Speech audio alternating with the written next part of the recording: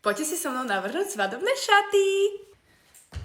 Keďže idem riešiť svadobné šaty, tak samozrejme sa idem dať do biela. Pekné! Potom tu mám takýto krásny top s krajkami. Uvidíte. Wow. Na to si dám ešte takéto sakomodička. Kúpila som to včera v Zare. Aj s týmito nohavicami. Nemôže mi to si až taká celá elegantná, dám si Nike ponožky. Dúfam, že nie sú trábové, lebo trábové väčšinou sú deravé. Normálne on ako teraz je preč, tak som mu povyhadzovala všetky deravé ponožky. On sa toho nevie zbaviť proste. Chlapi.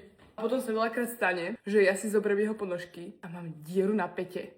Keď mám tieto agy, tak tieto agy sa hodia ku všetkému. Či je to už elegantné alebo športové. Najlepšie. A dám si ich teraz. Lebo opätky určite si nedám.